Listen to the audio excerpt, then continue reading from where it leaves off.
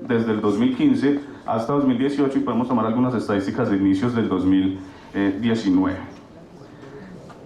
Cuando hablamos de creación de delitos en materia penal, siempre hay que tener en la cabeza política pública, ¿sí? Política criminal, y mirar cómo está nuestro Estado respecto a esa política criminal, que ahí viene mi primera crítica. No es para responder ni para que armemos un debate todavía, pero básicamente, ¿quién en Colombia asesora la creación de nuevos delitos? Hay un Consejo de Política Criminal, pero hay que mirar entonces, que ahí sí discierno de algunos comentarios que se han hecho, y es que yo sí considero que el legislativo no puede ir creando leyes y ya, ¿sí? Y esa es una de las críticas, precisamente por algo que hemos hablado acá constantemente, y es que desde el legislativo se pueden estar creando estigmatizaciones o conceptos o prejuicios que después termina aceptando la sociedad a la cual se le va a imponer la sanción o que tiene que acatar una norma. Es decir, que yo considero que si no hay una buena fundamentación desde la política criminal, nosotros podemos hablar todo lo que queramos de perspectiva de género, pero ya el daño está hecho desde la creación de la norma, ¿sí? Ejemplo, el feminicidio debe existir. Para mí, y diciéndolo en lo más conciliador de mi parte, sí debería existir la regulación que proteja el asesinato de mujeres por cuestión de género y por el hecho de ser mujer, claro, ¿sí? Pero ¿hasta dónde va entonces la estigmatización? No solo al perpetrador, porque el tema está claro, pues si la mayoría de personas que asesinan mujeres son hombres en un estudio criminal, pues hay que sancionarlos. Pero no solo respecto al perpetrador, sino desde algo que vamos a ver en un momento, y es que muchas veces la misma ley, ¿sí? El aparato jurídico se ha encargado de utilizar ciertas condiciones de las personas con menos derechos para subyugarlas a través de la misma norma. Es decir, crear mucha más diferencia en el trato de las personas cuando hay una extralimitación en la protección de ciertos derechos. Y más teniendo en cuenta nuestra cultura violenta. Por eso me gusta mucho hablar de política criminal.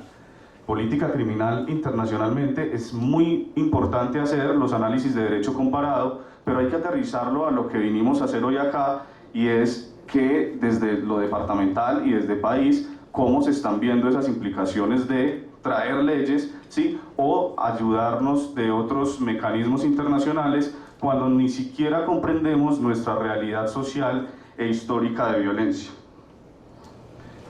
Incluso personas, filósofos, ¿sí? De la antigüedad hacían lo que estamos todos de acuerdo, creo que en el recinto, y es subyugar a la mujer históricamente. La historia de la mujer sí ha sido compleja en la sociedad respecto a relegarla en ciertas situaciones. Se les va a sonar curioso, pero hasta Platón, ¿sí? Que es un referente filosófico, en algún momento dijo que las mujeres eran el resultado de una degradación física del ser humano, ¿sí? ¿Qué quiere decir eso? Que son dinámicas sociales que obviamente sí, y en eso estamos de acuerdo todos, hay una degradación de la mujer en diferentes contextos sociales y lo estamos viendo desde ahí, ¿sí? En la Edad Media las mujeres hicieron parte de las cruzadas, hicieron parte de las abadías, de los monasterios, ¿sí? No en el papel primario, siendo dirigentes o haciendo cabezas de estos lugares, pero hacían parte de ellos. ¿En qué parte de su subyugación? Pues sirviendo a las personas que efectivamente sí comandaban esas medidas. En la Revolución Francesa se reconocen algunos derechos muy limitados. La crítica que se ha hecho siempre históricamente a la Revolución Francesa fue cambio de una imposición ideológica por otra, donde terminaron ganando los que querían ganar, y lo que se alegan tanto a veces de muchas dictaduras, que se sale de una dictadura para estar en otra. La revolución industrial, desplazamiento del campo a la ciudad, vuelven y son afectadas las mujeres, pero ahí ya tenemos que tener en cuenta más núcleos como la familia. Ahí no solo se afecta a la mujer como desplazamiento, sino al hombre, a los niños, al núcleo familiar en sí. Y en el siglo XX, lo del movimiento del feminismo, que ya lo vamos a ver.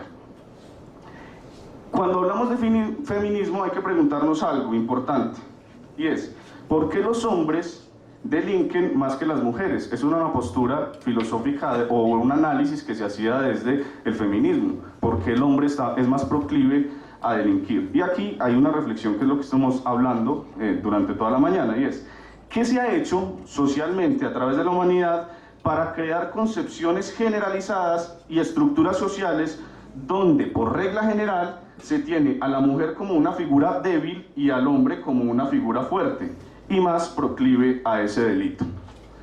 Eso es un paneo internacional, pues entonces lleguemos a Colombia, por lo que les decía, entendamos nuestra cultura también violenta para mirar qué tipo de delitos tipificamos y qué tan crueles somos, perdón la realidad, pero somos muy sanguinarios en Colombia a la hora de sancionar a una persona, ¿sí?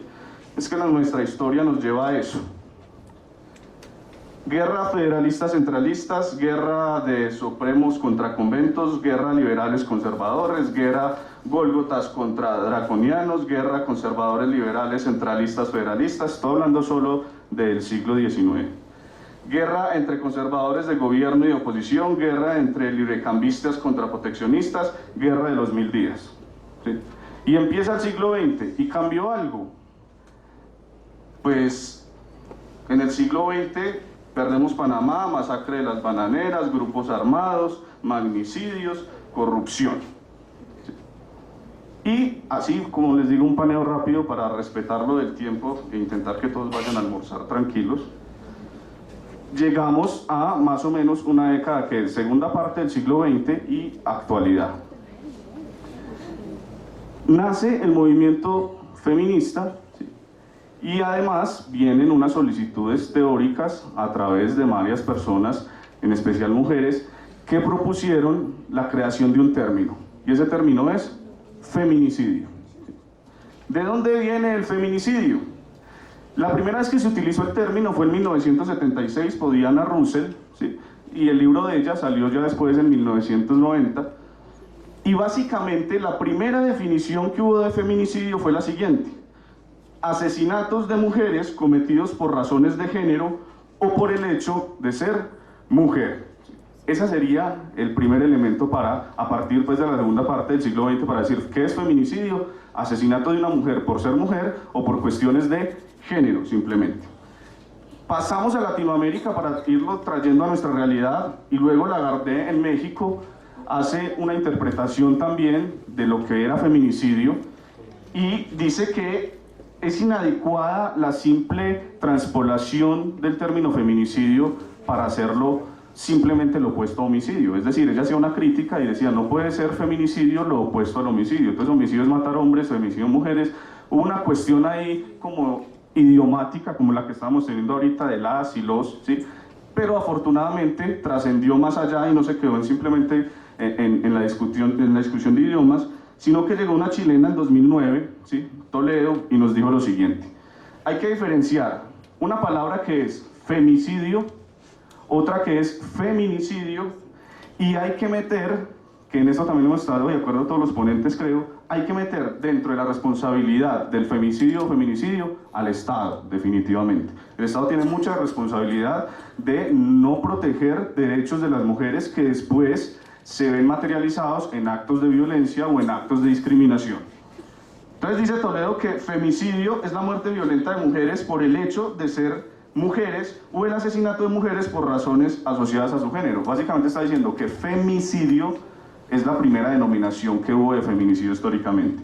Y después dice, diferenciemos femicidio de feminicidio, porque cuando hablamos de feminicidio debemos entender que esa voz de feminicidio simplemente contrapuesta al homicidio es insuficiente, sino que el feminicidio debe ir dirigido a la protección de las mujeres respecto a los sentimientos misógenos de los hombres, es decir, odio a las mujeres, presente en crímenes, y a la responsabilidad estatal, donde a veces hay impunidad respecto a los casos de mujeres asesinadas.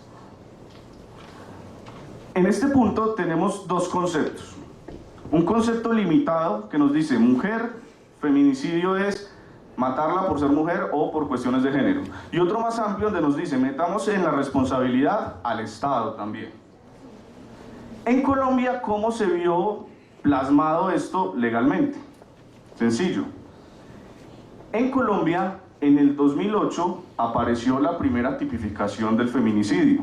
Lo que pasa es que no estaba como delito autónomo. Simplemente era un agravante del delito de homicidio y decía matar a una mujer por el hecho de ser mujer. Ese era el agravante. Si analizamos teóricamente ese agravante, quiere decir que ese agravante creía que la teoría de Roussel, de Lagarde, eran las apropiadas, es decir, matar a una mujer por el hecho de ser mujer, eso ya es feminicidio, y no tengamos en cuenta al Estado. Pero entonces vienen todas las convenciones internacionales, los convenios que ahorita ya les mostró una de nuestras expositoras, que no, pues me voy a poner a repetirlos nada más porque creo que ya se hizo una referencia suficientemente fuerte, pero sí estamos de acuerdo en que los últimos, que para mí son los más importantes, el convenio en Belém de Pará y la CEDAW en 1999, fueron los que llevaron a Colombia a estar en el momento donde ahora nos encontramos respecto a la tipificación del feminicidio. Se tipifica el feminicidio en el 2015 y una de las críticas que se hace, y por eso estoy plenamente convencido de que el legislador no puede simplemente legislar, el legislador es uno de los primeros que debe estar comprometido en la perspectiva de género y en ese análisis, porque si no vamos a tener leyes que no tienen en cuenta la perspectiva o que se extralimitan a la perspectiva, y después tenemos inconvenientes a la hora de la aplicación, porque es que creo que teóricamente y legalmente tal vez tengamos con qué, pero a la hora de instrumentalizar esas protecciones y comprender cómo la sociedad está viendo esa protección de la perspectiva de género, ahí es donde estamos teniendo inconvenientes, y ahorita vamos a ver algunos ejemplos. Por eso yo siempre he considerado que, aunque hablamos de principio de igualdad, pues debió hablarse de igualdad material e igualdad formal a la hora de crear el delito de feminicidio, no simplemente hablar a nivel de una igualdad, de intentar estandarizar y después sobrepasar la condena, por ejemplo, en el feminicidio respecto al homicidio, que es por el que se sancionan al resto de personas que no encuadren el delito de feminicidio. Tuvo que haber tenido en cuenta el Congreso el principio de razonabilidad en sus dos aspectos.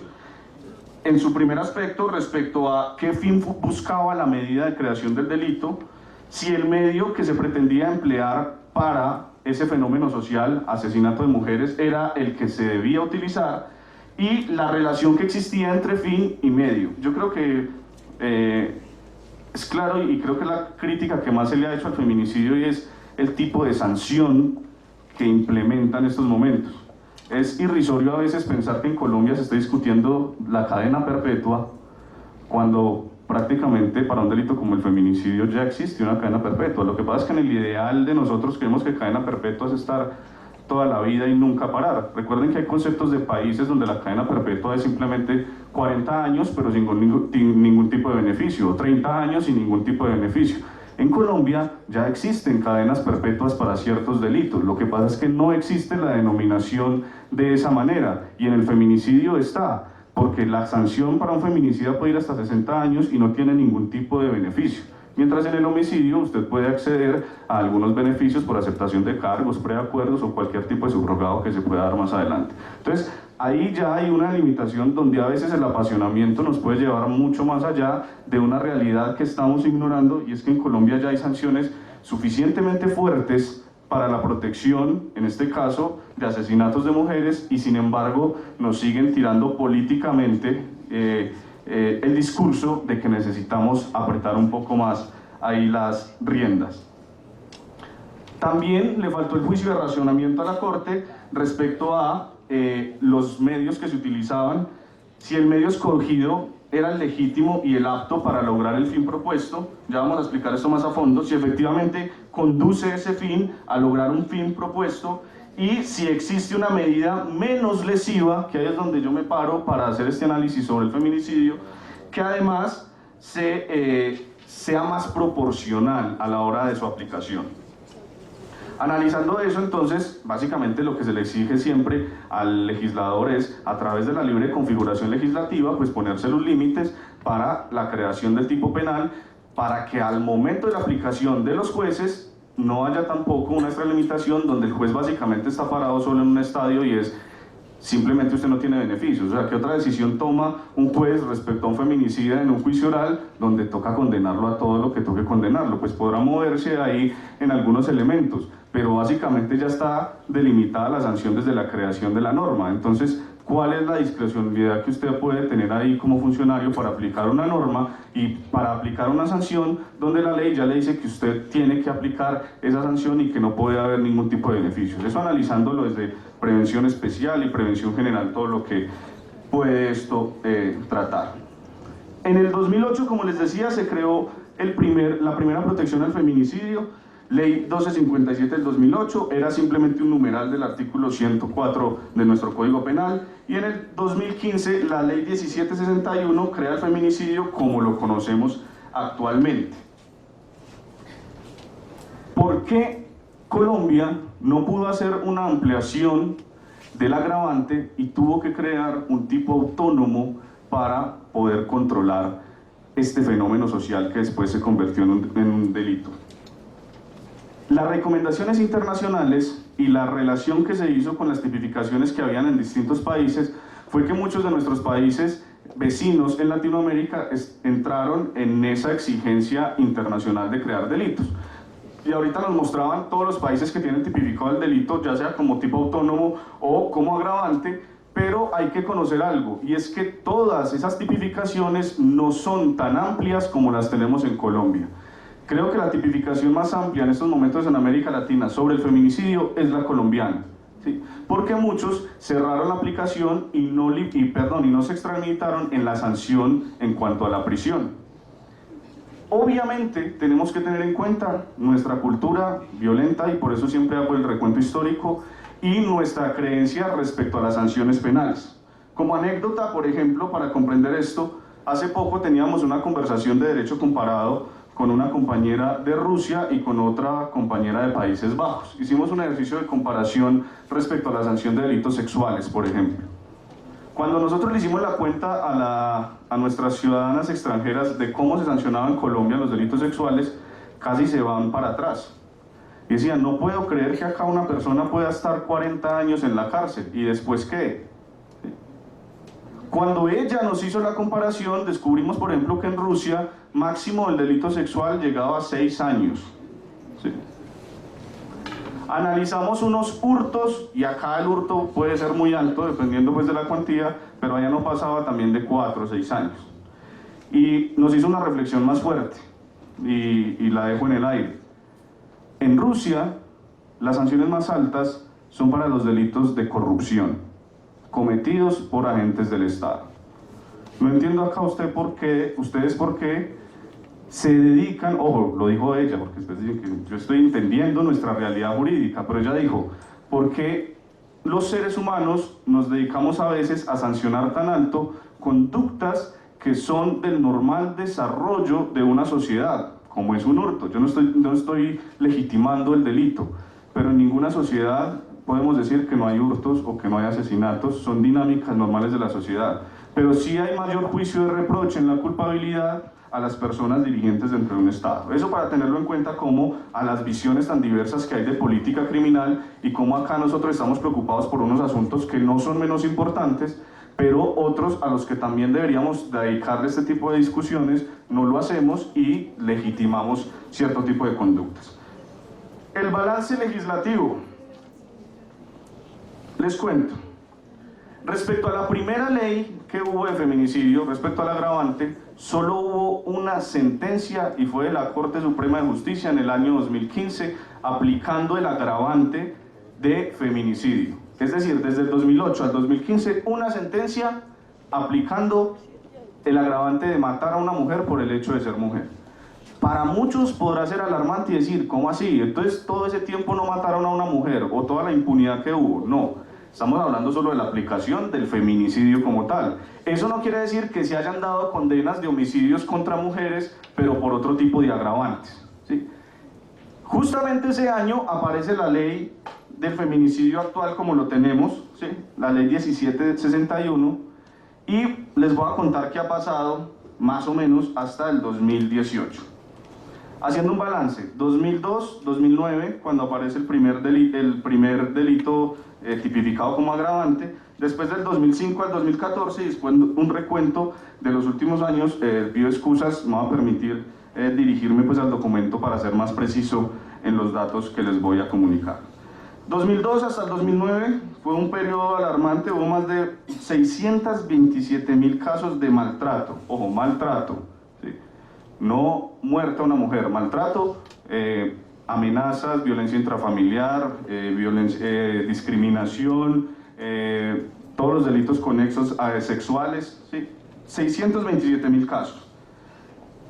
Y de esos casos, 11.976 mujeres fueron asesinatos. O sea, de esos 627.000, 11.976 fueron asesinatos de mujer.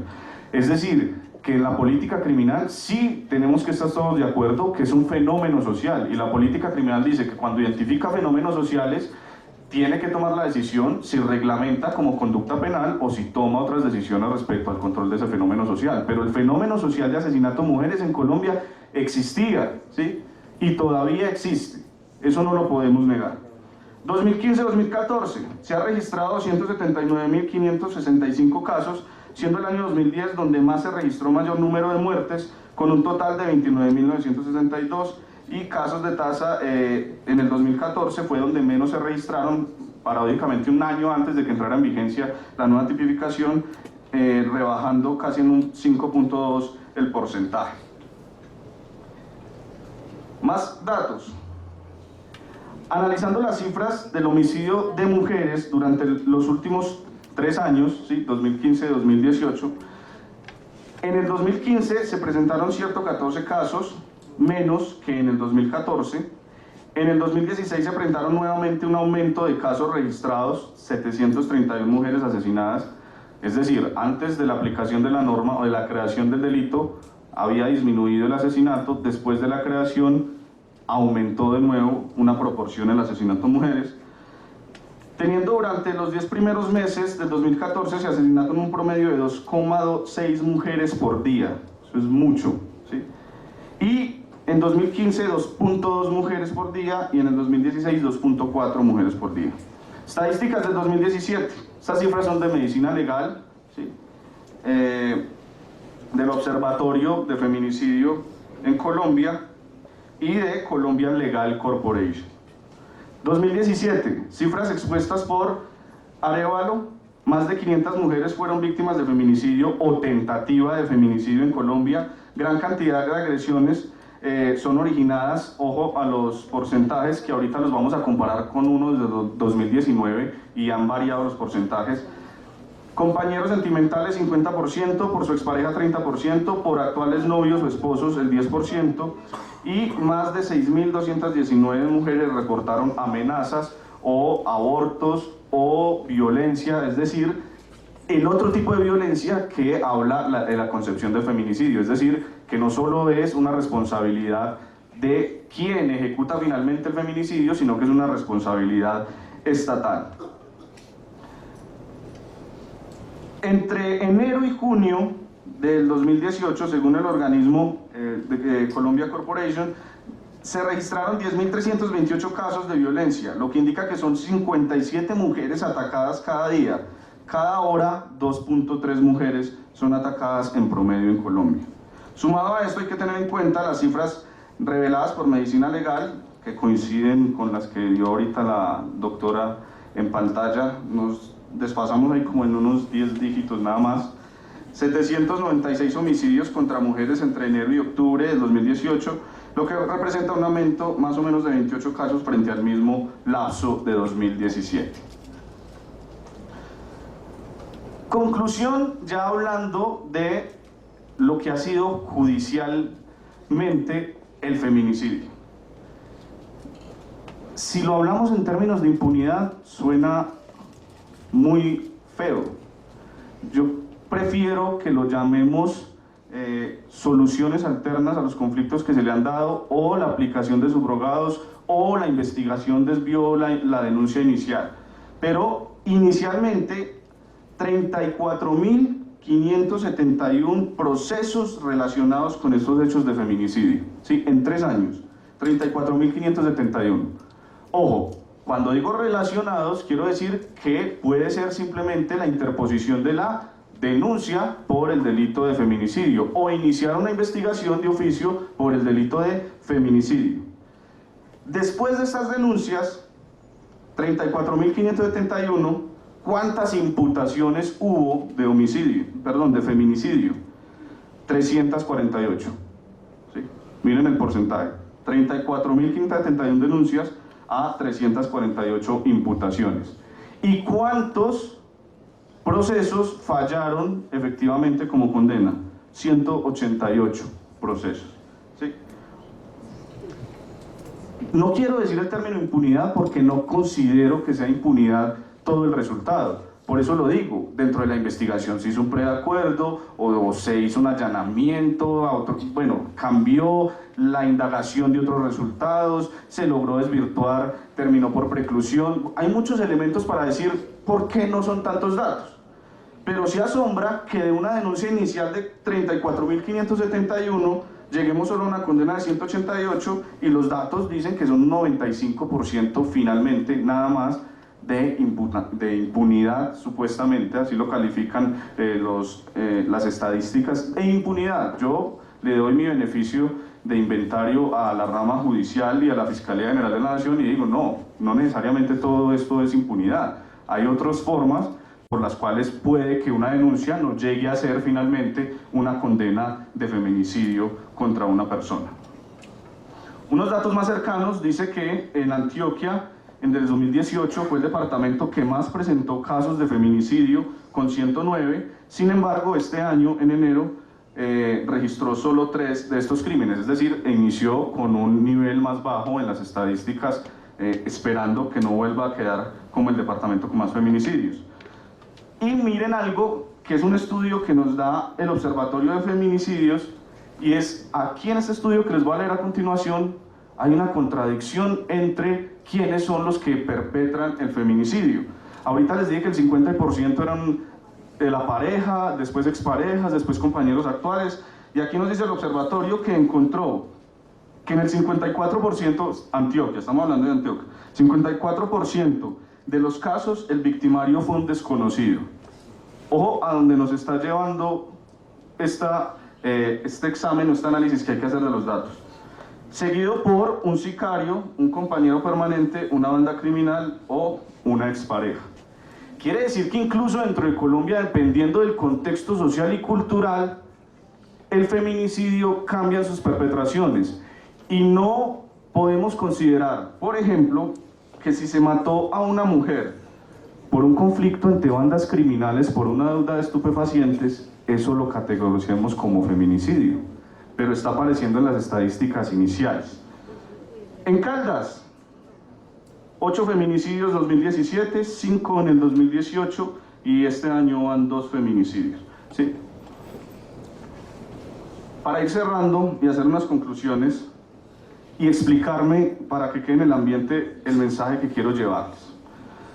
Primera conclusión, en Colombia definitivamente hay una legislación repetitiva, redundante, llena de populismo punitivo, de inflación normativa y mala calificación de los fenómenos sociales. ¿Sí? La crítica va dirigida a que en Colombia todo lo que salga en los medios de comunicación y tenga una propuesta mediática, así sea por redes sociales, después en campañas políticas lo proponen como delito y la gente lo acepta como tal. Ahí es donde va la crítica, que cómo vamos respecto al Consejo de Política Criminal, cuando, por ejemplo, con delitos como el abigeato, en el gobierno anterior se le había dado concepto negativo y en este concepto se le dio inmediato concepto positivo y quedó como otro delito autónomo, o como el proyecto que está cursando sobre cadena perpetua o sobre lo que ya hemos escuchado tanto de castración química. En los juzgados, ¿cómo se está probando la misoginia?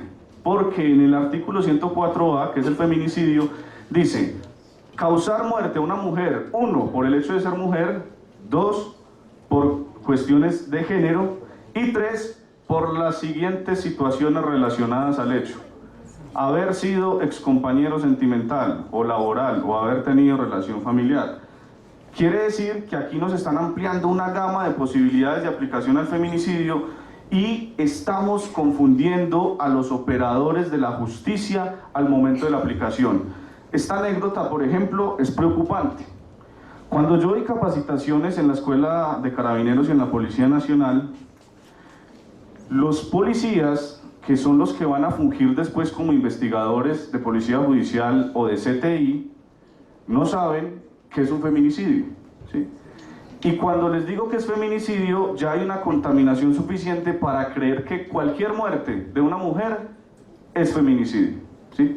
Y eso complejiza los trabajos de indagación e investigación dentro de un proceso, porque puede que llegue un proceso para indagar y lleven muchos resultados los investigadores, aparentemente creyendo que hay un feminicidio, pero a la hora de acomodar el tipo o de solicitarle los medios idóneos para probar dentro de un juicio oral, no nos alleguen los medios que necesitamos y lo que nos allegan sea insuficiente para tomar la decisión. Entonces, si no hay ni siquiera un consenso en la instrumentalización, en lo práctico a la hora de aplicar la tipificación, entonces podemos seguir creando todos los delitos de protección respecto a perspectiva de género, pero en la aplicación nos vamos a quedar en un discurso porque, primero, no hay formación suficiente en las partes iniciales del proceso, es decir, investigadores. Es fundamental que un investigador sepa cómo debo probar un delito, porque si no va a llegar elementos probatorios que no nos van a servir dentro del proceso y después se dan esas situaciones donde hacemos referencia a una impunidad y puede ser simplemente por fallas estructurales del sistema. Y aquí llamo a algo para ir acabando porque se acabó el tiempo, y es a lo siguiente. Estamos en un momento de decadencia moral muy fuerte, de conveniencia en cuanto a la mirada social que debemos tener. Yo creo que debemos recordar autores como Smith con sus sentimientos morales, o Jorge Ingenieros con sus fuerzas morales, o Utopía de Thomas More para lo siguiente. Cada vez más nos estamos alejando más del contacto, ¿sí?, entre nosotros para solucionar un conflicto. Y eso ha creado un fenómeno moral muy grave. Y es que entre usted más se aleja de la persona, ya sea a través de redes sociales o de métodos de tecnología, entre más se aleja de la persona, usted menos es capaz de ponerse en el papel de ella o en la posición de ella. Y estamos dejando la responsabilidad de tomar decisiones judiciales a los medios electrónicos, ¿sí?, o a la estandarización de protocolos, y eso nos está quitando responsabilidad moral. Por eso es que nos da lo mismo a veces absolver o condenar, porque retiramos la responsabilidad. Es que eso dice la ley, ¿sí?, o es que eso no, eso siempre ha sido así. Y me pareció muy bonito, ahora sí, para cerrar, algo que dijeron ahorita, y es que parece que en Colombia primara la regla general sobre la norma. Es decir, en un distrito llegan y aplican una sentencia condenatoria o absolutoria, para no ponerme del lado de ninguno de los dos, y la respuesta de muchos funcionarios es: no, es que aquí siempre ha sido así, ¿sí?, lo que hablaba ahorita el profe, y estamos olvidando la norma. Para finalizar, una simple frase de Sartre y de Sigmund Freud: y a veces, cuando no sabemos frenar nuestros adelantos con una controlada política criminal, la mentira se vuelve una fuerza que mueve a la sociedad. Muchas gracias.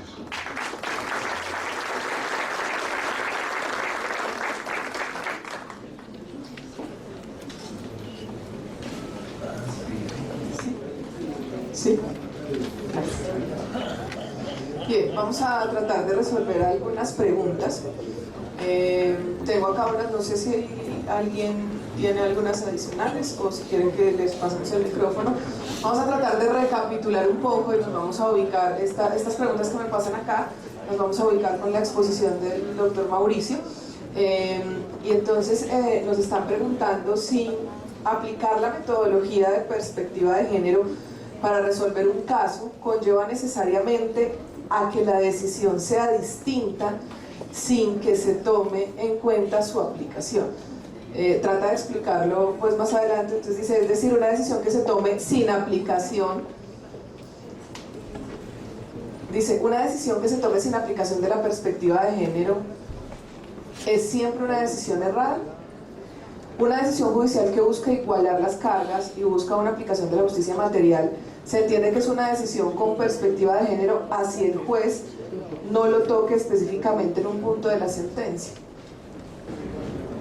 Bueno, yo creo frente a la pregunta, digamos, en general de la perspectiva de género en la aplicación de los casos, que es que yo creo que si no se aplica se hace mal derecho. Se hace mal derecho porque lo que uno ve cuando recoge la evidencia o cuando hace los análisis jurídicos, no considerar las condiciones contextuales que decía Mónica, o las condiciones culturales que expresaba Alejandra, hace pues que uno termine tomando malas decisiones porque no está analizando los hechos como son, ni el derecho como es. Es decir, negar que existe una discriminación histórica de las mujeres pues va a llevar a malas decisiones judiciales, necesariamente, porque está negando una parte de los hechos y una parte del derecho. Entonces, yo creo que, y no solamente con la perspectiva de género, si uno, por ejemplo, aplica mal los conceptos científicos en la discusión de un caso, pues va a tener mal derecho. Porque al fin y al cabo lo que ha hecho la perspectiva de género está basada también en la construcción del conocimiento. Es decir, lo que sabemos sobre el género es la forma en que la sociedad ha entendido los fenómenos sociales. Es decir, y por eso cuando dicen que es ideología de género es como si fuera una invención. No, el género tiene que ver con lo que conocemos de la sociedad. Y no aplicar ese conocimiento en las decisiones judiciales va a llevar, insisto, a mal derecho. La otra frente a la implementación, esa no la entendí muy bien. La primera.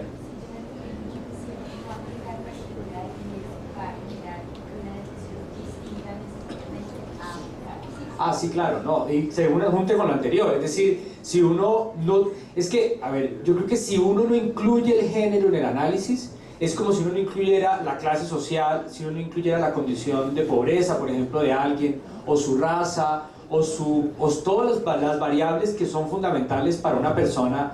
Esas son condiciones, digamos, fundamentales de las partes en los casos. Entonces yo creo que necesariamente va a llevar a una decisión diferente.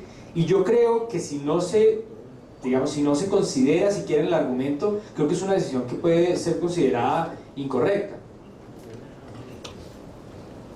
Perdón, yo pues no soy panelista, pero sí quisiera agregar algo que de pronto hemos detectado en el tribunal, y es que no son pocos los casos en que los jueces sí aplican la perspectiva de género, pero no son conscientes de que la están aplicando.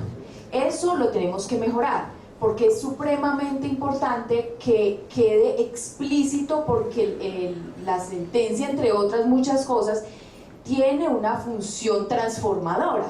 Entonces, en la medida en que el usuario, el destinatario de la sentencia, se dé cuenta de que allí se aplicó la perspectiva de género, se va a empezar a generar un cambio en ese usuario y en ese público hacia el cual va dirigida. Entonces ha pasado que los jueces sí hacen ese balance, sí hacen esa aplicación de la perspectiva, pero no lo hacemos de manera consciente.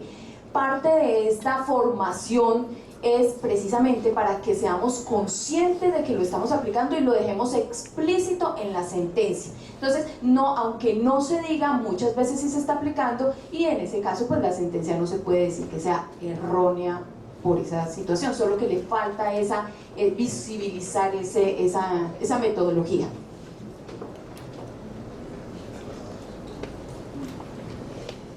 Yo creo que también es importante pensar cómo aplicar la perspectiva de género en las decisiones judiciales.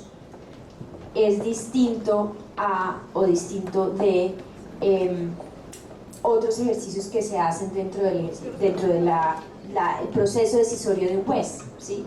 Entonces, por ejemplo, uno puede también observar cómo la perspectiva de género es utilizada para, ¿no? Uno podría decir, es lo mismo aplicar la perspectiva de género para darle contexto a un caso, pero si yo al momento de tomar mi decisión, que puede ser reconocer derechos, atribuir beneficios, declarar una pena, tasar una pena, si no utilizo la perspectiva de género dentro de todos los pasos lógicos del proceso y argumentativos del proceso decisorio, eso es una herramienta fundamental de la perspectiva de género. La perspectiva de género no es solamente para darle contexto a las decisiones judiciales o para profundizar el análisis sociológico que hace un juez en el caso a caso. Es muy importante también entender que la perspectiva de género es una serie de acciones, de pasos metodológicos que nos llevan a decisiones distintas. al punto tal que hasta el momento de tasar la pena, todo eso, digamos, que me lleva, que la perspectiva de género me da como herramientas, va a llegar a permear la decisión en lo más concreto. Porque si yo me quedo si nosotros les propusiéramos una sofisticación argumentativa solamente con el fin mismo de que ustedes escriban decisiones más sociológicamente aptas a nuestros tiempos, etcétera, pero las decisiones siguen desconectadas del análisis y la perspectiva de género, pues sería también un ejercicio a medias. Entonces todo el ejercicio lógico de aquello que la perspectiva de género recoge, desde el análisis hasta la decisión misma del caso concreto. Bien, vamos a tratar de concluir esta mañana. Voy a hacer algunas conclusiones. Voy a empezar por el final y continuamos a las 2 con los casos. Quisiera decir algo. Nuestro panel hoy es sobre perspectiva de género en las decisiones judiciales. Y voy a empezar por la parte final para aclarar un punto, y es el siguiente. Ejemplo, el contenido del tipo penal de feminicidio surge, como lo decía nuestro expositor, como una respuesta de política criminal. ¿Sí? Una respuesta de política criminal ¿a qué? A las estadísticas que nos presenta, ¿cierto? Pero además a los contenidos internacionales, porque en realidad el feminicidio no es la decisión del legislador de aplicar perspectiva de género, inclusive. La existencia del feminicidio es algo idéntico a la existencia del hurto, a la existencia del contrato de celebración de contratos sin los requisitos legales.